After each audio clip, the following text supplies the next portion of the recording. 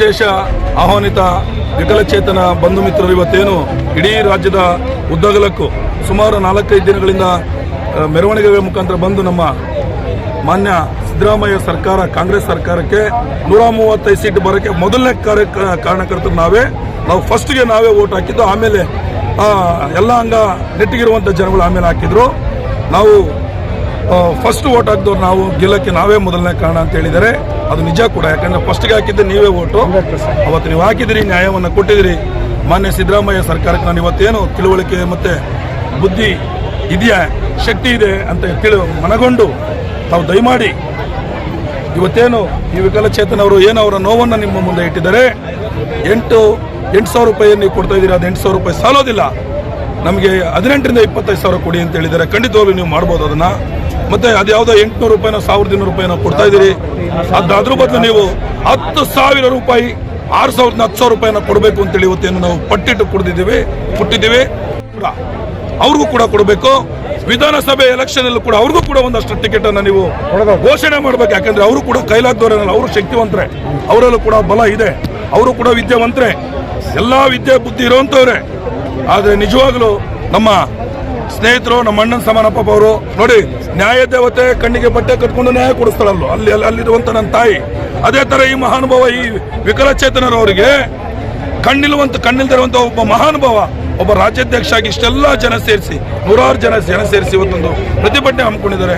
ದಯಮಾಡಿ ಮಾನ್ಯ ಸರ್ಕಾರದವರು ಅದನ್ನ ಹೋಲಿಸಬೇಕು. ಎಲ್ಲ ಕರ್ನಾಟಕದ KSRTC ಡಿಪಾರ್ಟ್ಮೆಂಟ್ಗಳಿಗೆ, ಎಲ್ಲ ಅಂಗವಿಕಲರಿಗೆ ನೀವು ಯಾವುದೇ ಪಾಸನ್ನು ಕೇಳದೆ ಅವ್ರಿಗೆ ಉಚಿತವಾಗಿ, ಮತ್ತೆ ಯಾವುದು ಪಾಸ್ ತಗೊಳ್ಳೋಕೆ ದುಡ್ಡನ್ನು ಇಸ್ಕೊಳ್ಳದೆ ಫ್ರೀಯಾಗಿ ಉಚಿತವಾಗಿ ಅವ್ರನ್ನ ನೀವು ಅವರಿಗೆ ಪ್ರಯಾಣ ಮಾಡಲಿಕ್ಕೆ ಅವಕಾಶ ಮಾಡಿಕೊಡ್ಬೇಕು. ಯಾಕಂದ್ರೆ ನಿಜವಾಗ್ಲೂ ಸರ್, ಅದು ಏನು ಇಲ್ದೇ ಇರುವಂತ ವ್ಯಕ್ತಿನ ನೀವು ಕರೆಸಿ ಒಂದು ಕಡೆ ಕೂರ್ಸೋಕೆ, ಒಂದು ಕಡೆ ಕಳಿಸೋಕೆ ನೀವು ಯೋಚನೆ ಮಾಡೋದಿಲ್ಲ ಅಂದ್ರೆ ಬರೀ ನಿಮ್ಗುಳಿದೆ ನ್ಯಾಯನ ಸರ್.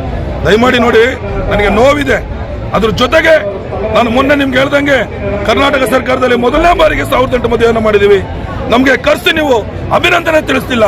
ದಯಮಾಡಿ ಆ ಕೆಲಸ ಮಾಡಿ ಫಸ್ಟ್. ಯಾಕಂದ್ರೆ ರೈತನಿಗೆ ಅಗೌರವವನ್ನು ತೋರಿಸಿರುವಂತ ಸರ್ಕಾರ ಯಾವ್ದಾರಿದ್ರೆ ಅದು ನಮ್ಮ ಕಾಂಗ್ರೆಸ್ ಸರ್ಕಾರ. ನಾಚಿಕೆ ಆಗ್ಬೇಕದು. ರಾಜ್ಯದೊಳಗಡೆ ಇಡೀ ದೇಶ ನೋಡುವಂತ ಒಬ್ಬ ರೈತ ನಾಯಕನ ಮಗ, ಒಬ್ಬ ರೈತ 1,008 ಮದುವೆ, ಎಲ್ಲಾ ಜನಾಂಗದವರಿಗೆ, ಎಲ್ಲಾ ವ್ಯಕ್ತಿಗಳಿಗೆ ಮದುವೆಯನ್ನು ಮಾಡಿದ್ವಿ. ನೀವು ಗಿಲ್ಲಿನಟ್ಟಿಗೆ ಏನು ಗೌರವವನ್ನು ಸಲ್ಲಿಸಿದ್ರಿ, ಅದೇ ಗೌರವವನ್ನು ರೈತರಿಗೂ ಕೂಡ ನೀವು ಸಲ್ಲಿಸಬೇಕಾಗುತ್ತೆ. ಇವತ್ತು 1,008 ಮದುವೆಯನ್ನು ಮಾಡಿದ್ವಿ. ನಿಮಗೆ ವಿವೇಕ ಬುದ್ಧಿ ಇದ್ರೆ ದಯಮಾಡಿ ಫಸ್ಟ್ ಅದನ್ನ ಮಾಡಿ ಅಂತೇಳಿ ನನ್ನ ಮಾತನ್ನ ಮುಗಿಸ್ತೇನೆ.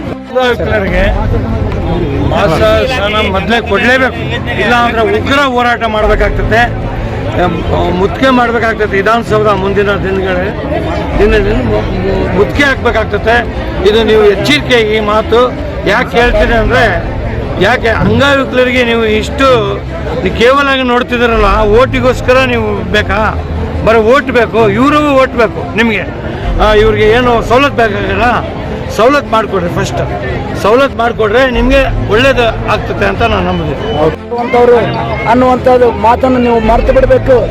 ಯಾಕೆಂದ್ರೆ ಈ ದೇಶದಲ್ಲಿ 15 ವರ್ಷ ಸಂಸತ್ತಿನಲ್ಲಿ ಇಂಧನ ಖಾತೆ ಸಚಿವರಾಗಿ, ಅನೇಕ ಬಾರಿ MLA ಆಗಿ, MP ಆಗಿ, 2 ಕಾಲಿಲ್ಲದಿರುವಂತ ಜೈಪಾಲ್ ರೆಡ್ಡಿ ಅವರು ಸ್ಪಷ್ಟ ಆಡಳಿತವನ್ನು ಕೊಟ್ಟು ಅಂಗವಿಕಲ ಕ್ಷೇತ್ರದಲ್ಲಿ ಅವರು ಸಾಕ್ಷಿ ಎಂದು ನೀಡುತ್ತೀವಿ.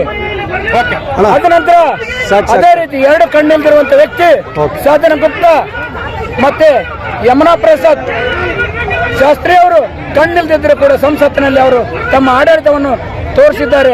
ಅದೇ ಹೆಜ್ಜೆಯಲ್ಲಿ ನಾವು ಕೂಡ ನಡೀತೀವಿ ಅನ್ನುವಂತ ಮಾತನ್ನು ಈ ಸಂದರ್ಭದಲ್ಲಿ